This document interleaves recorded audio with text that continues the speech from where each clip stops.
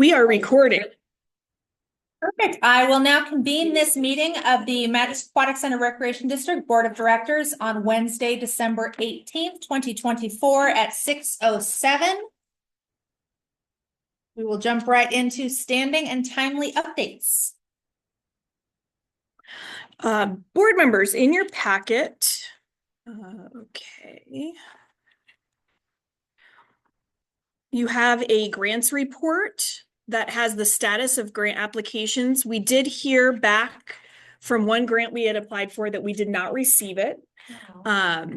We still have one out there that has been submitted for replacing our fire panel and increasing key card access to areas that we want to have less access to.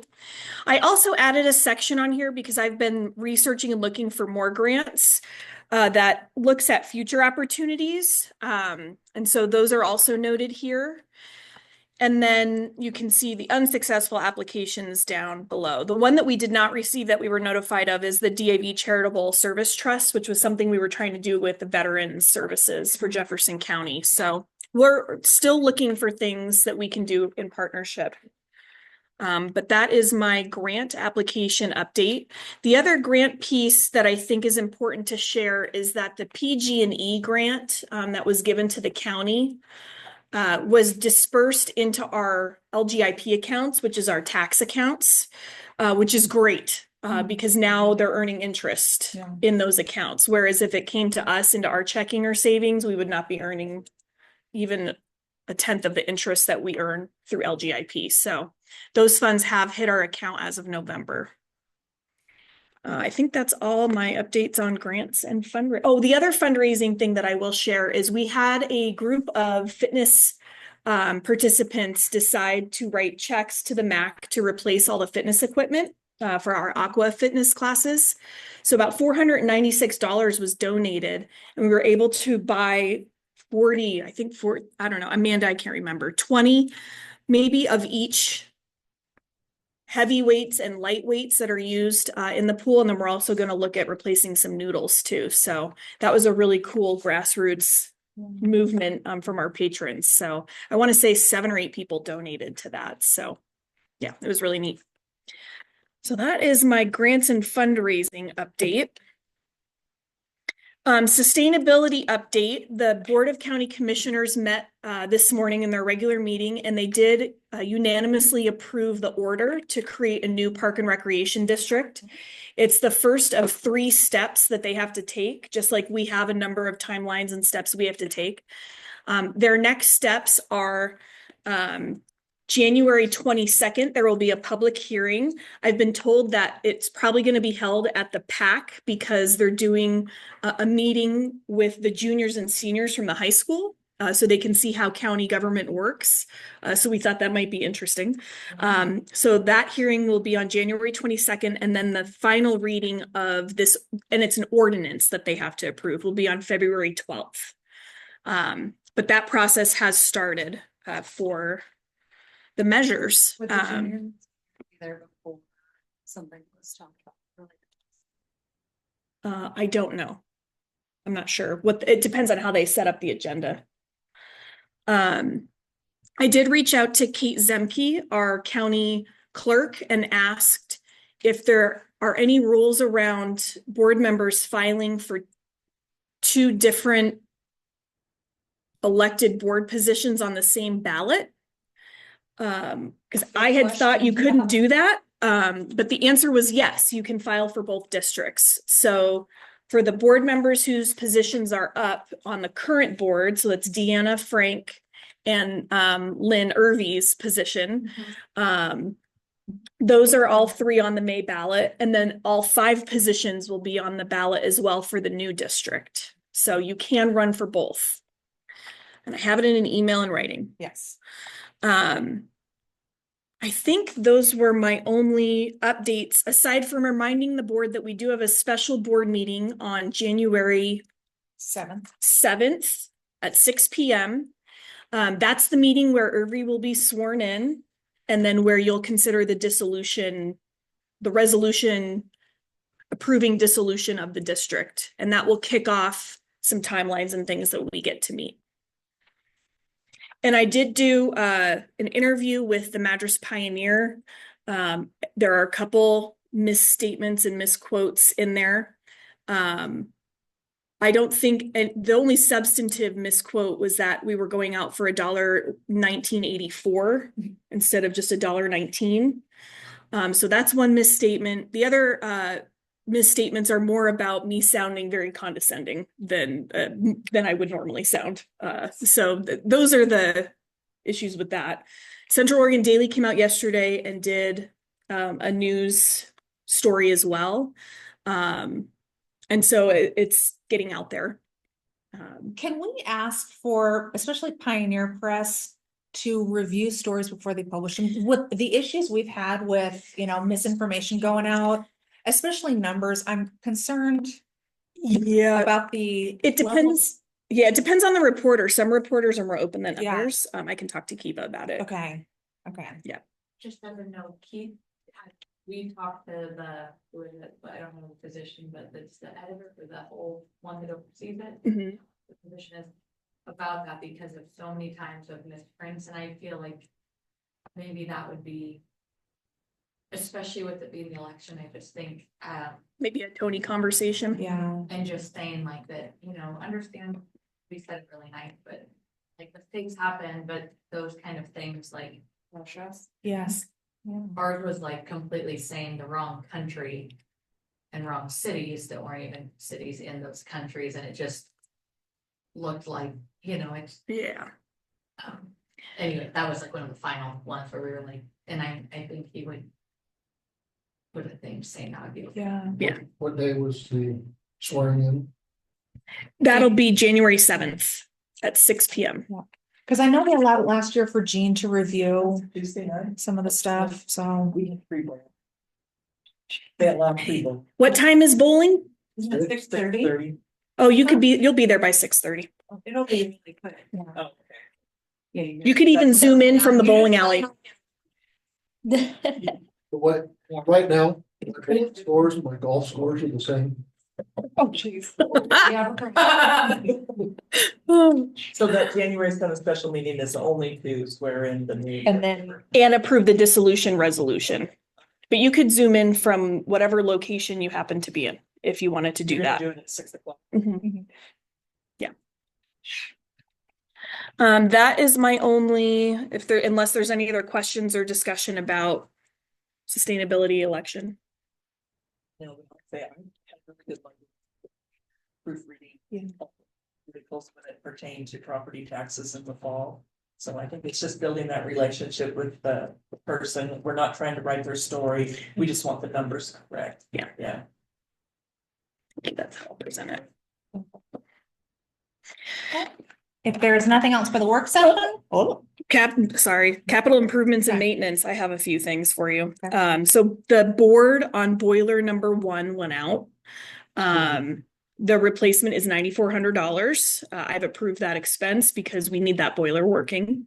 Our lap pool UV needs maintenance. We do annual maintenance, and in September, because of our financial situation, we talked with them and they said you should be fine to skip it this year. But if you start to have issues, we're going to recommend that you do it. Well, the UV on the lap pool has been not working correctly, so that's a $5,000 expense. That was unanticipated. So we'll be doing both of those things. Our little domestic boiler is still chugging, but we really need to replace it because it's very spotty. We have to go back there 30 times a day to reset it and make sure it's running. So I've started the process of getting quotes for that. I will be sharing those quotes with Frank and also with Chris Toman to get people who actually know something about boilers to look at it. I've gotten one quote so far and it's close to 40,000. So I'm waiting for a quote from another one that I heard back from. So we had the American Leak Detection come out because we thought we had potentially a leak under the pool. Everything is fine from what they can tell. They did end up plugging up quite a few leaks in the leisure pool this time in the liner. So it was good they came out. Yeah. And he thinks that we're gonna have to probably replace the leisure pool liner within the next 5 years based on things that we see, and that's estimated at about $350,000. So just a Yeah. just a heads up. So that's my capital improvement and other maintenance updates. You have a chance to go up with maintenance. Hope the rest of Justin. I did send that email to BC. I haven't heard back, so I'll have to check in with them on that. Mhm. I'm sorry, you said 5 years? Within the next 5 years.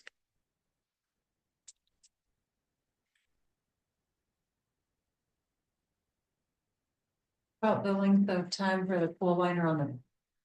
That was on the leisure pool, but what about the lap pool? The lap pool, he doesn't see signs of wear like we have on the leisure pool. Part of it is that with the leisure pool, we have all the fitness happening and people are, their feet are touching a lot. And so that creates air bubbles and all that kind of stuff. The lap pool, he felt we might be able to go out 10 years. But it just depends on if we have another tear like we did last time, how well that patch holds, that's right on that seam. So there's some factors that may impact that, but he felt like that one is further out than the leisure pool.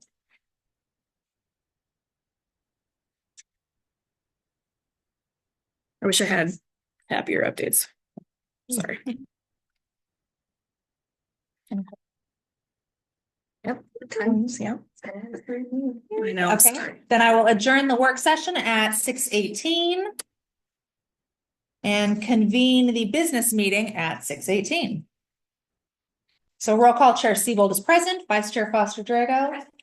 Secretary Treasurer McCloskey. Present. Board Member Lewis. Present. And Board Member Maynard. We'll rise for the Pledge of Allegiance. I pledge allegiance to the flag of the United States of America and to the republic for which it stands, one nation, under God, indivisible, liberty and justice for all. And the land acknowledgement. Every community owes its existence and vitality to generations from around the world who contributed their hopes, dreams, and energy to making the history that led to this moment. Some were brought here against their will. Some were drawn to leave their distant homes in hope of a better life. And some have lived on this land for more generations than can be counted. Truth and acknowledgement are critical to building mutual respect and connection across all barriers of heritage and difference. We begin this effort to acknowledge what has been buried by honoring the truth. In Central Oregon, we are standing on the ancestral lands of the Wasco, Warm Springs, and Paiute people. We pay respects to their elders, past and present. Okay, next up, we're looking to adopt the agenda. If there is a motion. Thank you, Jean. Is there a second? Second. Thank you, Janelle. All in favor? Aye. Any opposed? Motion passes. Okay, next up, we have receiving the fiscal year 2023-24 audit report from Sensiba. And board members, Brenda Bartlett is joining us, and I'm just going to hand it over to her. Brenda, would you rather share your screen or do you want me to? It's up to you, Courtney. If you want me to share, I'm happy to do that. I do have everything up. I'm just kind of looking to the side, so I'll just I will let you share. Good evening. Thanks for having me. All right. I'm not sure. It's working. We can Okay, see. you can see my letter. Okay, because I can't see the green around it. So, all right. Well, again, thanks for having me. I'm here to talk about the audit for June 30, 2024. So the first thing I'm going to talk about is the audit report, and this is on the financial statement part of the audit. And so what's important about this one is that our opinion was unmodified, meaning that the financial statements that management provided to us, we, in the end, after doing all of the work that we do, we, in our opinion, the financial statements they're presenting fairly in all material respects the financial position of the MAC at June 24th, 2024. And so, there's a little blurb there about the basis for our opinion. And what that means is that we do go out and get evidence for those balances. Oftentimes that looks like us going to the bank to making sure that that's what's in the bank account. We have other ways of testing all of those balances. And so we're able to get a good amount of evidence to be able to render this opinion that these financial statements are reliable. There at the bottom, management is responsible for those financial statements, and we're simply responsible for auditing them. We're also responsible to maintain our independence, meaning that we don't have a financial or familial relationship with anybody on the board or in management. And that way the board can really rely on that opinion that we're not influenced by things other than what we're doing our job. Let's see, within the reporting package is what they call required supplementary information. So these are not things in the document that we actually give an opinion on. Our opinion is solely on the financial statements that are basic and then the footnotes that accompany those. But there's a lot of good information included as well. One of which is the management's discussion analysis, which you'll maybe hear us referring to as MD&A. And what that is just a snapshot of the year, you know, the changes in all of the balance sheet accounts and net position, and why those happen. So just a bit of an analysis. And then of course, at the end of that, there's just some economic outlook. So this is where management shares all of those things. I always think it's a great place for users to go. They don't want to try to digest the entire package.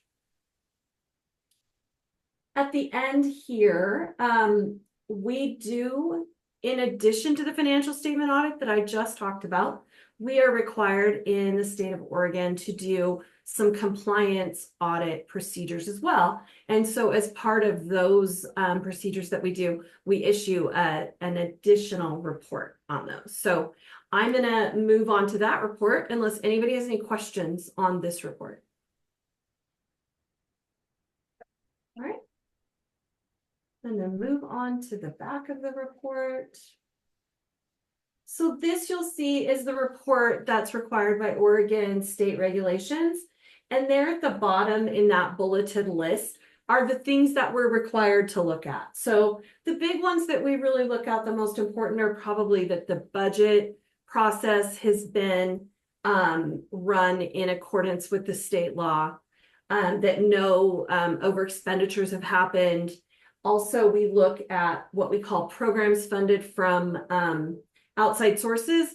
This is your grant funding. So if you receive grant funding with a lot of strings, we're looking at that to make sure that you've complied with all of those restrictions that perhaps a grantor or donor has attached to those. And then finally, we look at public contracts and purchasing, just part of that making sure that the district is using competitive methods to award its contracts and just to get the best price for the taxpayers. And so what we say here at the bottom is as we looked through all of these things and did some testing, nothing came to our attention that caused us to believe the district wasn't in substantial compliance with those provisions of the law that we looked at. And then this last page here, as part of doing a financial statement audit, we also have to get a good understanding of the policies and procedures of the district with regard to how they report and gather and measure accounting information. And so sometimes you'll hear an auditor say, you know, maybe we found some things that we'd like to give some recommendations about. We think you could probably make these internal controls stronger. And so often we will issue a separate report. And if we do that, we also report that to the state. That was not the case this year. All the district's policies and procedures, particularly for just such a small staff, are in really good shape. Bringing in the board to help provide some of that oversight of the small staff has been, I think, a really good thing for the district and its internal controls. So any questions on that letter? All right. So we have a couple other letters to go through. One we call a management comment letter. And if you'll notice, when I went through that report just now, I said that we didn't find anything that led us to believe the district wasn't in substantial compliance with all of those laws and regulations. But one thing we did notice during our testing that we wanted to call to your attention, and this is not considered a control deficiency, this is not considered a finding, or it would have been reported on the Secretary of State letter, but it's really a recommendation that you're looking at some intermediate procurement rules over the service provider of the pool and spa house, simply because they've been in place for so long. And that public contracting law does require that when you're renewing contracts at some point, a reasonable point, you take a step back and say, should we also just get some quotes? So an intermediate procurement is when you get quotes. You don't have to go through a formal RFP process, but just trying to gauge what reputable vendors might be out there that might be able to give you the best price and to make sure you're getting the best price. So that's that letter. I mean, it's just a management comment letter. So I'm going to pause one more time. Does anybody have any questions on what I've talked about so far? Well, and if I could comment on that too, Brenda, I think that's been on my to-do list since I got here, to go out and get quotes for those services. And because we've had so many emergency situations, we've just stuck with them. And I couldn't agree with more with what Brenda's saying, that we do need to go out and do that process. It's on a list that I have. So something that needs to get done. And it's not to say that you're not already getting the best prices. So it's just that getting the information to feel confident that you are. So, yeah, just a recommendation. And I know that when Courtney and I talked about this, it's been on our list. So, so pretty minor matter, just something we want to bring to your attention. All right. So finally, we have our letter that we issue every year. This is something that the standard setter of our profession has encouraged us to talk more to the boards and share more about the audit process. We spend 99% of our time talking with management, but truly the board, as you all know, has the really financial governance over the entities. So there's things that our professional standard setter said we really need to share with you. And so we've been doing this for a couple of years. Every couple of years, it changes a little bit as they think of more information that we should share. I just want to also pause here and tell you that you're always welcome to email me. You're always welcome to call me. I am an open book if you have any concerns or questions about the audit. But this is just the one time maybe I actually get to meet with you in sort of person. And so I just want to let you know that I'm always available if you have questions or concerns about anything. So this first section, we talked a little bit about that, our responsibility versus management's responsibility. We previously sent you all a letter about our planned scope and timing of the audit, talking a little bit about that.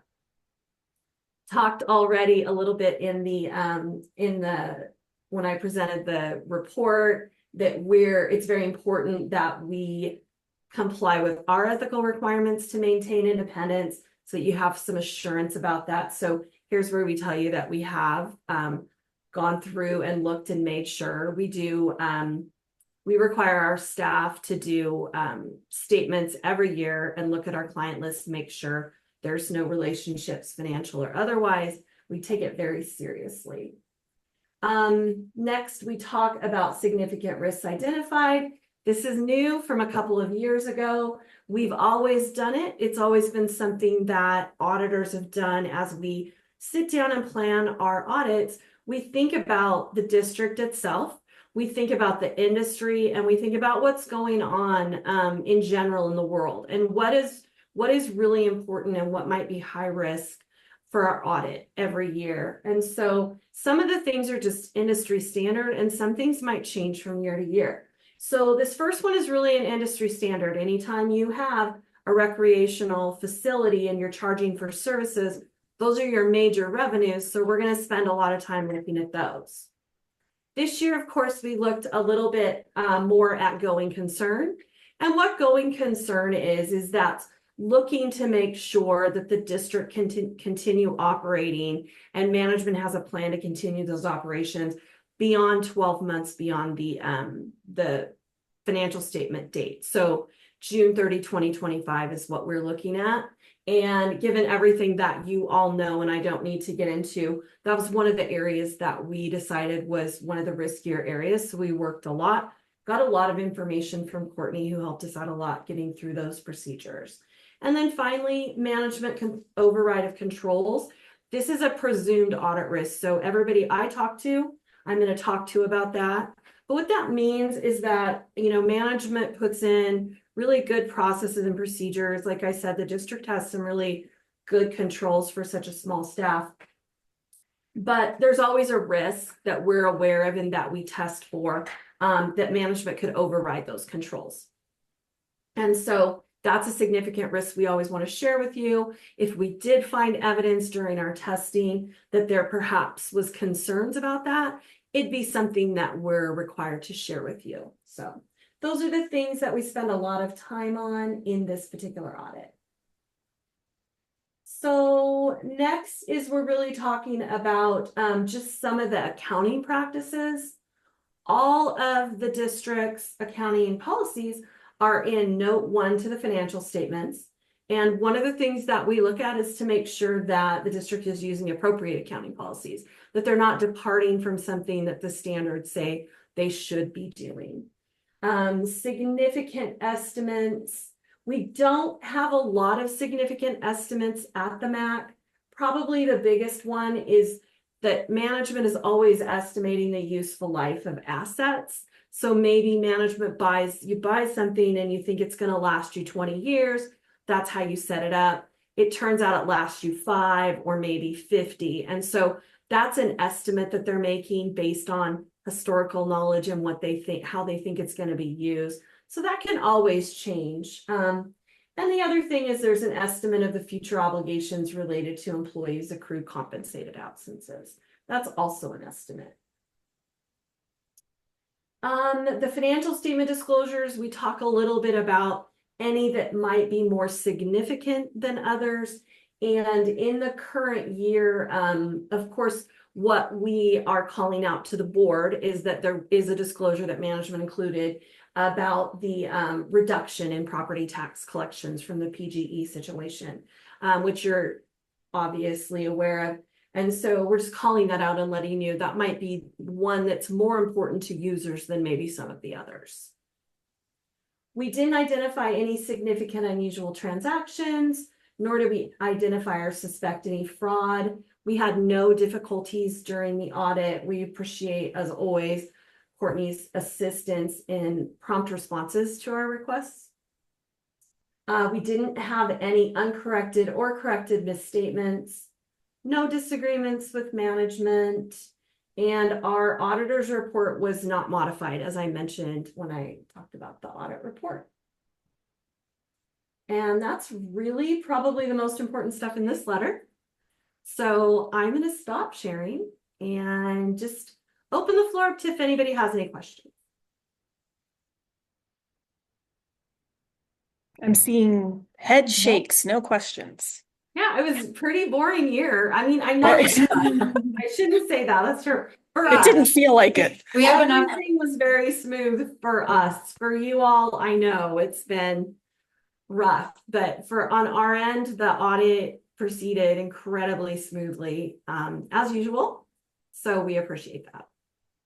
We'd love to hear that, Brenda. Thank you. All right. Well, thank you very much. If I'll excuse myself if everybody's good with that. Thanks, Brenda. Thanks, Brenda. Bye-bye. Bye. Okay, next up on our agenda is correspondence. Oh, let me pass through this 1,000 pages of audit.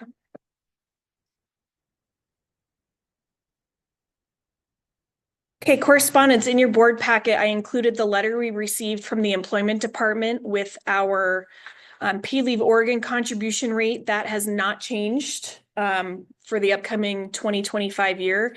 And our unemployment insurance tax rate, which did go up a little bit, but not significantly. So that is in your packet. Also, we were selected for a safe workers' comp audit, which occurred today on site. Found out that the way that, so backing up, SDIS, Special Districts Insurance Services, provided workers' compensation for years for all the special districts. And last year, fiscal year 23-24, they gave that responsibility to SAFE, who is, the workers' comp provider in the state of Oregon.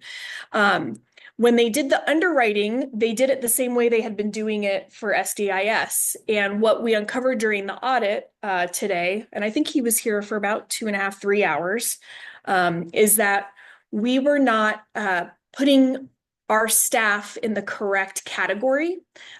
So the way that they had underwritten our policies before is all the office staff were considered clerical category, and then everybody else was dumped into it's a community services kind of category. And the community services category is more expensive. Clerical is relatively inexpensive because you're sitting at a desk and operating a copy machine and a computer, whereas when you're doing community services and lifeguarding and all these other things, it's a little bit more expensive. So what he identified is everybody in our building, because we're one building and everything's together, should be under this more expensive rate.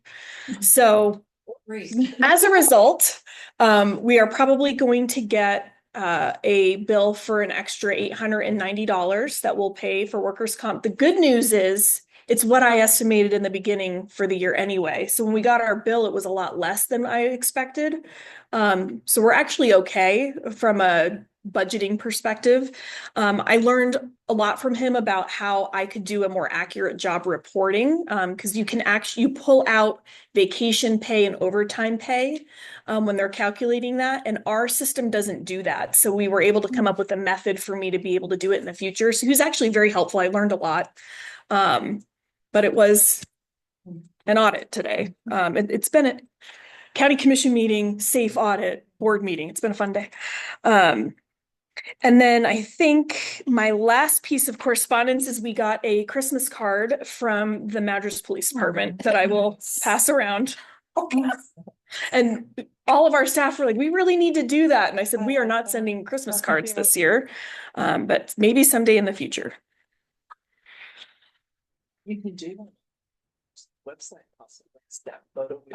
We'll do a Canva. Yeah, that's a good idea. Well, that's a good idea, Natalia. That's something Natalia could do.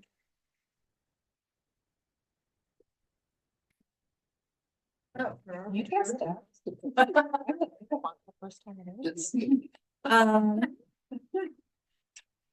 All right, next up on our agenda is visitors section, public comment. Members of the public are welcome to speak to the board of directors during this time. They should sign in at the beginning of the meeting to be recognized by the board chair. Speakers are asked to limit their comments to 3 minutes. We'll start.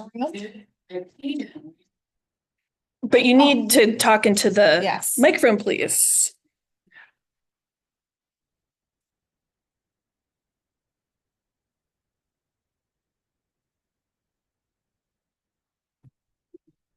No, you gotta hold it, right? Yeah. Scott Taylor with the chair and friend of Matt McGee and RT.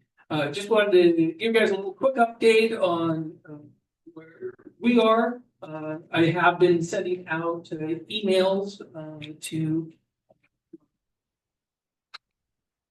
mailing email list, and so that's been good to get that up and get it going, so everything is all in one place. And so happy with how that's been working.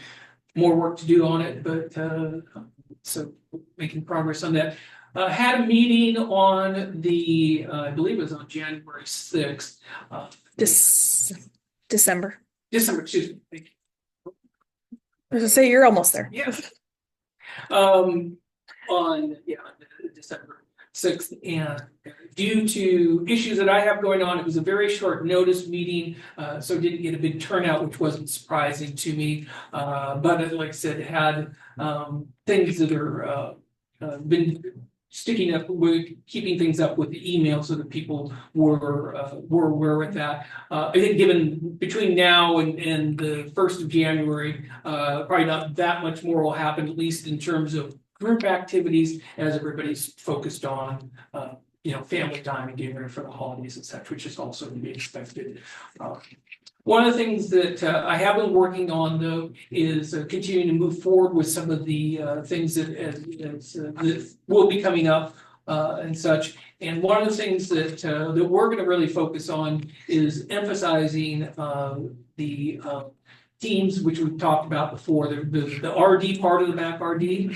And one of the things that come together was a kind of a new logo for coming up for the campaign, which is back the MAC RD, and then it has a bunch of hats around with sport teams, things that are on there, the football, basketball, soccer, and sort of thing. So you can see what I do when I start my morning by playing Yahtzee to test mental acuity, which hasn't been all that great here in the last few weeks, but when I have bad games, as I was on that one, I turn it over and I try to find something else to do, because that's not a good sign.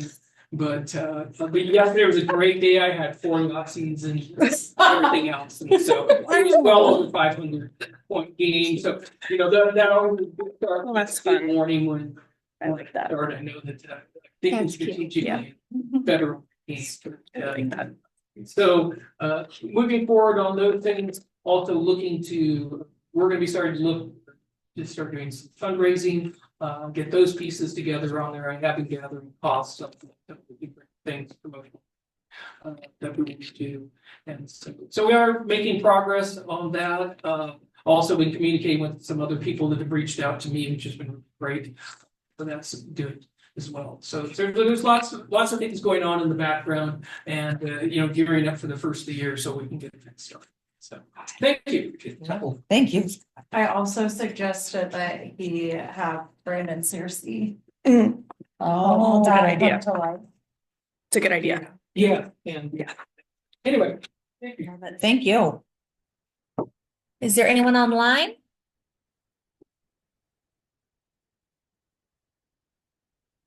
All right. Nope.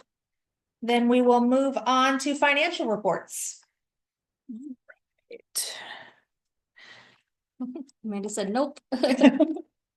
So in your board packet, there was the balance sheet for the November 2024 financials. Just a couple of things to point out. Our cash balance is down about 4.5% over last year. Part of that is because of how many more taxes we brought in last year than we are this year. And then our accounts receivable is up. I also wanted to point out that our accounts payable, which is down here, it looks like it's almost double what it was last year. Part of that is we paid for the audit a month earlier than normal. So we paid for that in November. That's $13,000. And then we had almost a $2,000 expense with that leak visit.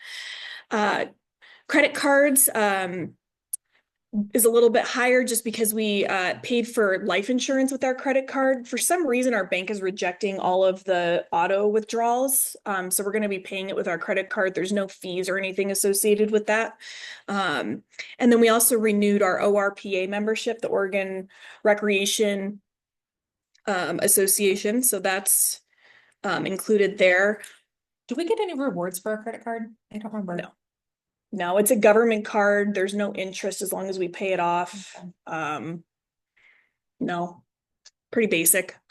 Payroll liabilities are down about 3.5%, and accrued vacation is down almost 30% year over year. Part of that is our new hours allow our staff to be sick, to go on vacation, to take time off.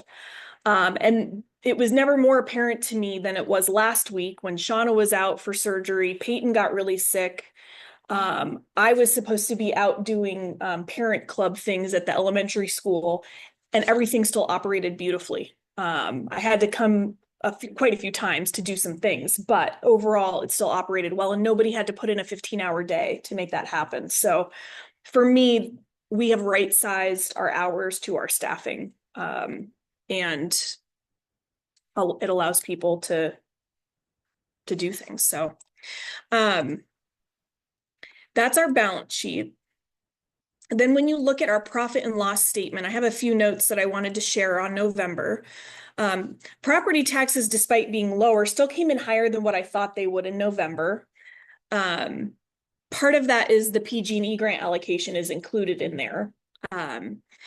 With our programs and services revenues, however, a lot of our budgeted revenues were not met this month. And there are a few reasons for that. One is we had swim lessons budgeted with the school district in November. Those have been moved to April. So we'll still get that revenue. It'll just be in a different month than what we had originally thought. Our Madras swim team paid their fees in December and we expected them in November. So a little bit of a timing issue there. Swim lesson demand has gone down. We're not sure why or what that is. We've had gangbuster swim lessons the last couple of years, people catching up after not having them for COVID. So I think we've just kind of worked through that backlog and now maybe we're back to some semblance of normal. Club volleyball was canceled. Our youth basketball program capacity has been limited. The school district took away Fridays for practices. There's no gyms available on Fridays. So we can only hold practices Tuesday, Wednesday, Monday, Tuesday, Wednesday, Thursday. And they took away a gym as well. So we had to limit our capacity. We've got quite a few on the wait list. Do you know off the top of your head by chance what our wait lists are for that? No, we just let everybody in from the wait list. We're just waiting Okay. on a couple. We were able to get enough coaches. Okay.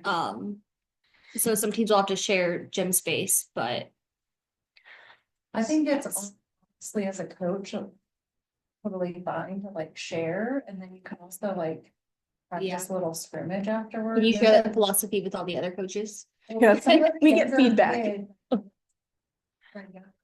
Yeah, and that's what preschool through second grade is all sharing. Yeah. But yeah, Pre-K, kinder first. I'm trying to make it so 3rd through 6th has the full court because I know they like to actually like, yeah, but Practice scrimmaging, I agree with that. yeah. For donations and fundraising, we did get oh, sorry, go ahead. Basketball. Yeah. 290. It wasn't, I don't think it was that much. I thought it was two. It was. I want to say I it's don't like have closer it. to like Anyway, my 250. question was, what are we limiting it this year? I don't know the exact number because we also did separate 3rd and through 6th grade from co-ed to boys and girls. And this year, instead of just being like, I could accommodate so many kids, I split it up by age level because in theory, I have Madras L and JCMS, but JCMS hoops are 10 feet tall. I can't have a preschooler shooting on 10-foot hoops. So I was a little bit more strategic and I open more spots in certain ages than others. So I don't have the exact number. Courtney's pulling it up. I was gonna say I can pull it up real quick and see where we're. The math is 30. Yeah. We've not historically partnered that way because for a lot of reasons. We've just stuck with 509J gyms. We can't use West, it's terrible. So they're replacing the floor this summer and the hope is that will become our gym. Is what I've been told by 509J staff. We'll see if So West Side, because they have kids club in there, we wouldn't be able to get in there till after 6 p.m. Yeah. Have to be out by 8.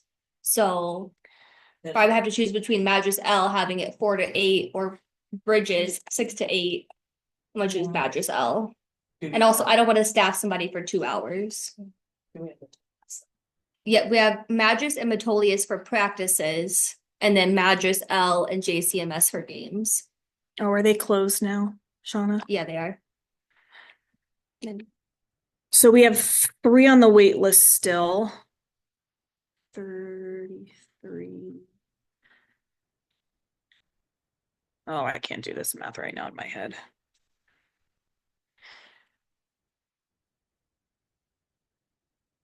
So we haven't, looks like we've let most of the wait list folks in, so We're at 220 right now. thank you. So in Yeah. total. So I want to say last year we didn't have, I thought it was 300. 250 something. Hold on, I'll pull that up too while we're in here. 225 stuck in my mind. yeah, I thought that was a lot of kids. Can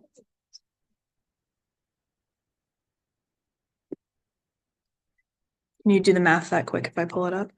I have my thing pulled up. Have you guys been advertising the swim lessons?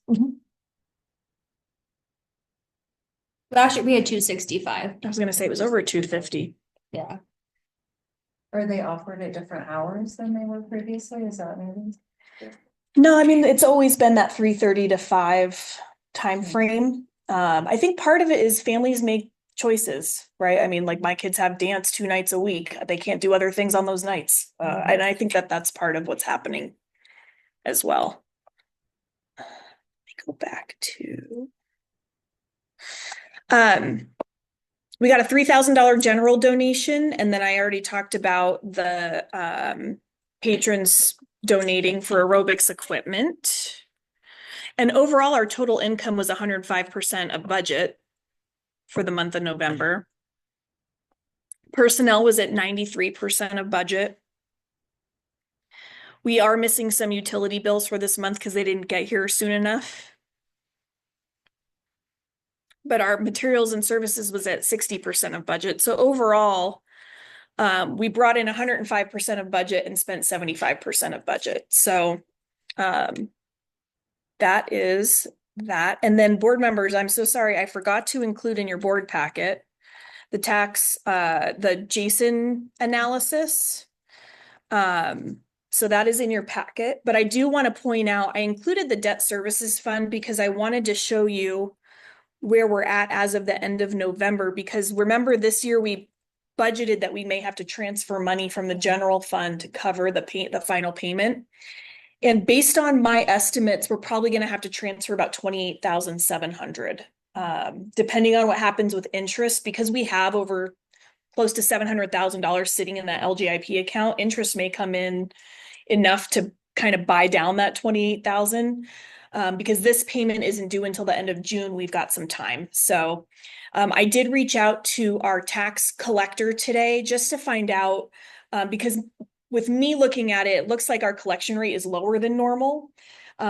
His perspective was that it does seem a little bit lower than normal. It may be that folks are either choosing not to pay their taxes or to pay on the trimester payment plan option. But as of right now, they've collected 91%. So usually I expect us in our bond account to bring in between 45 and 55,000 by the end of June, from December to June. So anyway, I just wanted you to be aware that I'm keeping an eye on how much we're going to have to transfer and trying to make sure that we have that cash flow that we can do that when it comes time in June. And then the Jason analysis, let me pull that up. This is that cash flow spreadsheet that we kind of make sure that we're using our tax anticipation loan. And we have paid that back with the county. That got paid off in November. And so what it's looking like is that we're going to have about $1,700 at the end of June, which is more than what we had this year. At the end of June, we had negative 24,000 this year. So it's not anywhere near where it needs to be, but I'm keeping an eye on it. I do have some concerns about cash flow in May and June, especially with having to make that transfer. Yeah. So as we get closer, I may have to bring some difficult conversations to the board about what it looks like in April, May, and June. But we'll just cross that bridge when we come to it. Do I remember right that we have nothing in the budget for the spoiler? We had originally budgeted for the boiler, yes, but now we've got these other 2 capital things that have to be paid for. So now we don't have budget capacity, and we definitely don't have cash flow. Yeah. So I've been looking for grants. I'll keep on keeping on. And then I'll keep updating this For me, it's a test to see how our estimates, whether they're close or not. But also it's gonna help project out how we're gonna, in my mind, survive May and June. It may be that we ask the county for our tax anticipation loan early. I don't know. So, like I said, we'll cross that bridge when we come to, I'm trying not to lose sleep over things I have no control over. You have an official RFP. No, I'm just doing quotes. We don't have to do an RFP. Request for proposal. Yeah, we don't have to do an official RFP. We can just gather 3 quotes. So. Maybe order here, but. Do you have a copy of what you sent and then the quote? Well, so what I do is so for quotes, I call them and say, can you give us a quote? They come and walk through it with me and we talk about options and then they go back and write the quote. Is how we do our. Christmas receipt. Yes, and ask any questions and all the things. Yeah. That's financial reports. Happy to answer questions. Jean, did you have anything you want to add from looking at the? Just that I reviewed it yesterday and I had some few questions for Courtney and answered them before the meeting started. Perfect. Okay, the next on our agenda, considering approval of the consent agenda. If there are any motions to that effect? Move to approve the consent agenda. Thank you, Janelle. Any second? I'll second. Thank you, Jean. All in favor? Aye. Any opposed? Motion passes. Executive Director report. So I didn't write one because Shauna and Peyton were both gone last week and but I have a few things to share. So one, we got our pictures today for volleyball and I wanted you to see what our patron families who choose to buy photos get. So I'm showing you the pictures that I got for my kiddo. So for $20, we get 2 5x7s, we get a team photo and we get 4. So I'm gonna pass those around because they're so cute. I know. Hopefully a future player, we'll see. I'm just saying, because you like volleyball, I'm just saying. Our last rec volleyball games are this Saturday, between 9 and 11 at Madras Elementary, if you want to come and check that out. I have had a few meetings with the health department on this grant that they received, for which we're getting about $28,000. Basically, we're partnering with them to offer free basketball open gym Friday nights from 6 to 9 p.m. Our piece of this puzzle is we will have a staff member there unlocking the gym, bringing all the equipment, ready to respond if there's a first aid situation, and then locking up the gym at the end of the evening. The health department is going to have healthy snacks, nutrition information, conversations about preventing drug and alcohol use, all that kind of stuff. So I wanted to share that with you. As part of this conversation, we also discussed Moving Mountains, and the health department has purchased 10 punch passes to hand out to Moving Mountains participants. They paid $5 more per punch card than they did last year. And part of that was for us to extend the date through the summer so that the punch cards are not only good during Moving Mountains, but all the way through to the end of August. So that is a really good partnership. On Sunday, we have our open swim this month, Sunday open swim, but we also have an event for veteran services with the county from 4:30 to 7 here in the building. They're going to be handing out toys. They're having a meal catered and then everyone's swimming. So I wanted you to see that as well. Open swims on Saturdays and Sundays have been right around 80 people. It has not been what we staff for. So we've been staffing for 160. We've been at about 80 and the party corners rented out every time. Those are going like gangbusters. They haven't been as well attended. So that's something that we're tracking. Sundays have been really popular. So that may be something that we look at as we move forward with future schedules. Have you noticed if you're Have you noticed if you're getting new faces? Or is it the same people we often see at open swims? No, I would say it's a pretty good mix of folks. There's a lot of people that come from Prineville, and quite a few coming from Redmond as well. Okay. there was one I don't know if like all of them have been that way, but there was one Saturday that online, it said registration was full. Mhm. And I came down and they were like, well, we aren't sure if like there's gonna be enough lifeguarding, and then, I don't know, there was all those things, but like. So I don't know if sometimes online, they were like, there might be a few drop-in spots, cause I called, cause I was like, I don't wanna get the kids' hopes up, but online it said like, no open spots. Yes, so we have a certain number of spots that are available online, and then we always reserve 20 to 40 drop-ins. And that 20 to 40 also allows us, if we have one or two staff call out, to back up, because we generally have one or two staff call out, to back our capacity out. So it gives us that flexibility. The other piece that we do is when we have a party corner rental, we back 30 spots out. And sometimes party corners only bring 12, and then we can add those back to the walk-ins. But we haven't had to use even half of the walk-ins. I just think for the folks that like look online, if they don't know that, there's nowhere that it says. We do have some drop-in spots, so. if you Drop-ins look available. online, a person like me that checked before.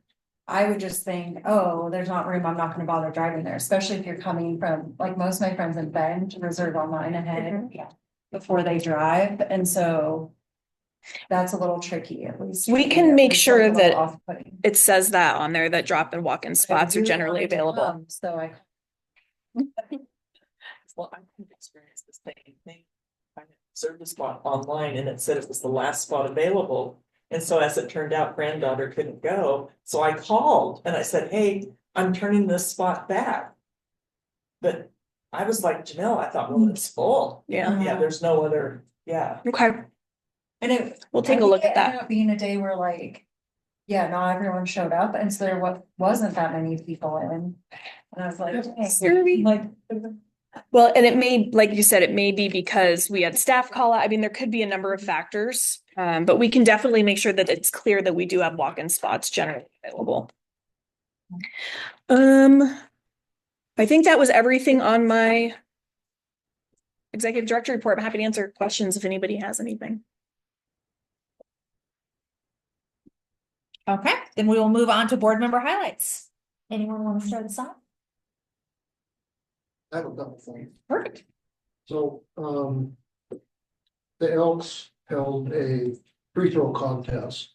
That if the winner here goes to district, goes to state, goes to nationals, and it's boys and girls, 8 to 13, I think. We had 9 people show up. Oh, I heard it was 11, it was 4, and only one girl. One girl, and she was 8, and she couldn't get the ball to the basket, but she got a trophy. But, Ed McDaniels was the one that was running up with Elks, and he's a former, PE teacher. So he went to the PE teachers and said, hey, here. Didn't do anything, so I'm wondering if it's possible for me to suggest that he comes and works with your 250 kids that could all join that thing. It's free. Yeah. They I think the weather may have impacted it too. Well, I wonder if it's timing, because that used to be a huge event every Right, year. but they haven't had it 6 years. And was it later? I was gonna ask, I thought it was like at the end of basketball season. Yeah, that'd be a good Or one. did you have kids that did this? I did it when I was. But it used to be to help out with it. Yeah. And yeah, 7 to 9, they did. It'd be 7 people coming in, but it used to be really big. It'd be cool to partner and figure out how to time it with youth basketball, or to do something at the end of the season, or Cause they do like, high school football players do some football camps for the little kids to raise. Which is so fun. I know Ed well, so tell Ed to come talk to. I know him well, so I used to bowl with him. Don't comes back to bowling. It's fun. You haven't been involved. No, I said no. Bowling's the year of your life. Oh, yeah. It's the most intense sport you could ever do. That's what Nick said. Never again. Dude, that's what Nick said. 1 year. I love it. We lasted 5 years. Yeah. Jeez, I had kids. Yeah.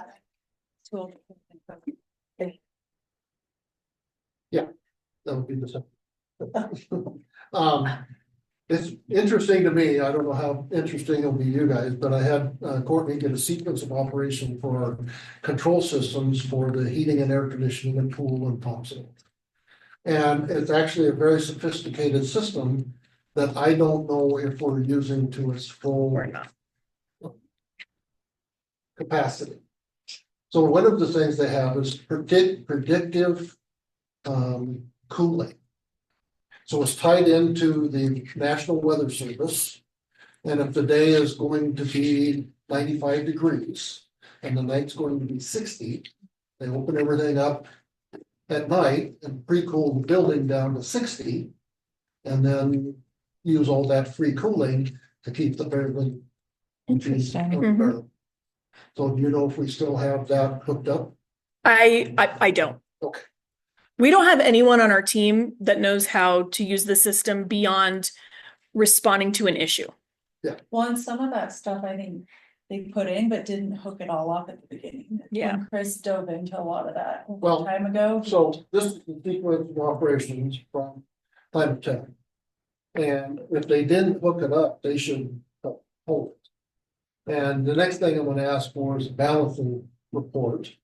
Where they go through, the balancers go through and commission the building to see if everything's hooked up and over. So they would tell us if they had hooked up the solar panels that they've done and what they had left out. So that's the next step for more on this. First, probably let me look at it too. We have a very sophisticated scheduling system.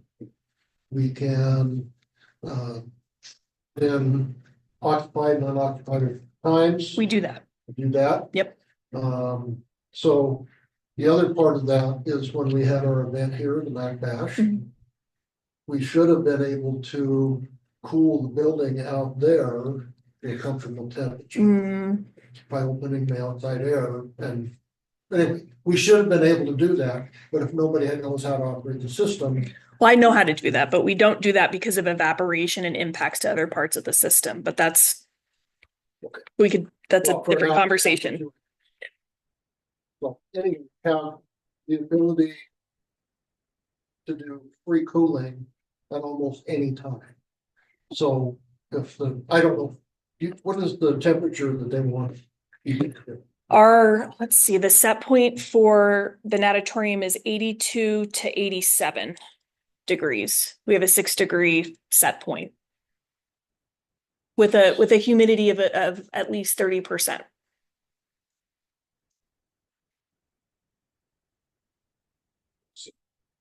Is that a normal pool setting? Yes, Okay, normal indoor pool. what is the pool temp? Water. They're all different. Say the- They're all different. So the lap pool is 82 degrees, unless it's a swim meet, and then it's 79. The hot tub is 101 and the leisure pool is 84. But the lap pool's the biggest.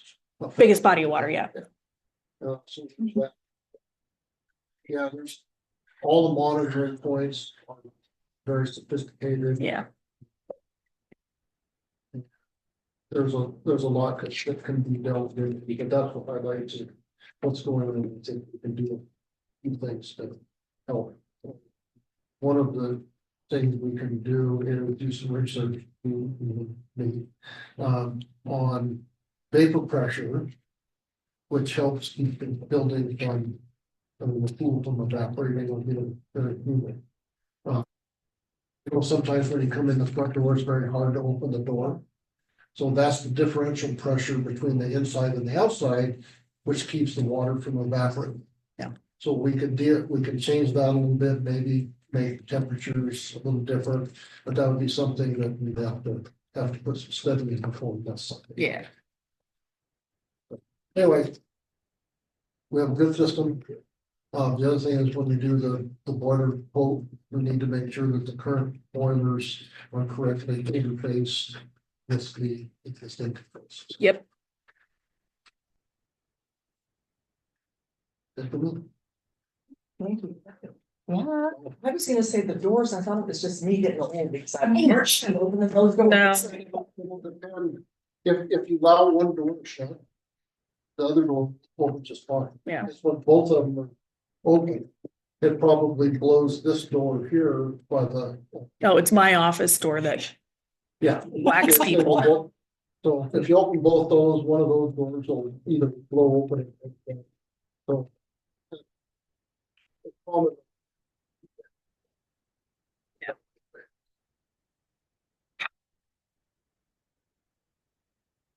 So, I was able to do a couple community events, one being the City of Madras holiday party, and then also Reads Across America.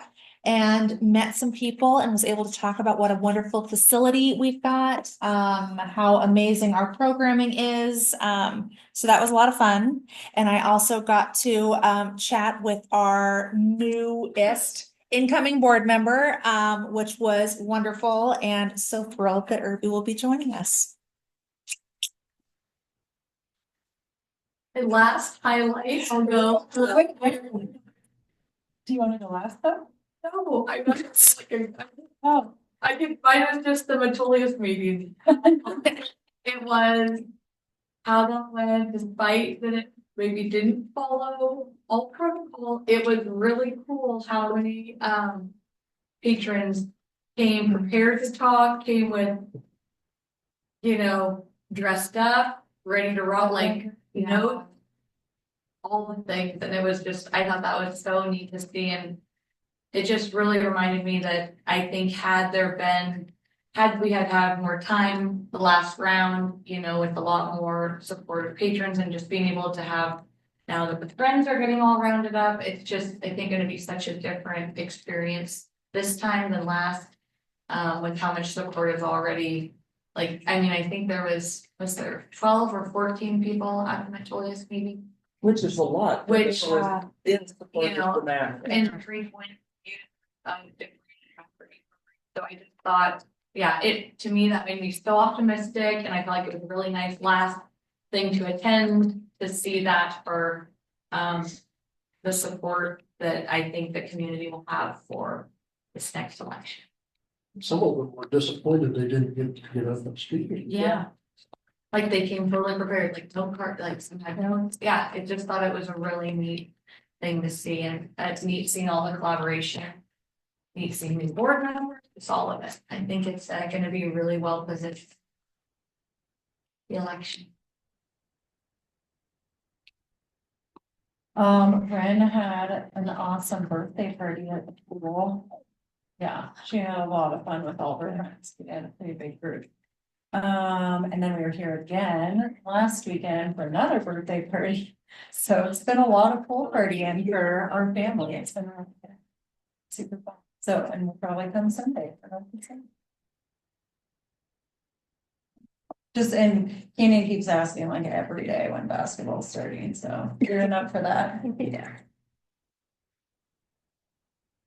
Well, I was just gonna kind of say the same thing that Lynn said about going to that Metolius meeting, through this whole process of getting the ballot measures out there, and I've heard the same thing Frank heard. I was so disappointed about the Elks Hoop Shoot. I've got friends that volunteer for that, and it used to be such a big thing when my kids were little.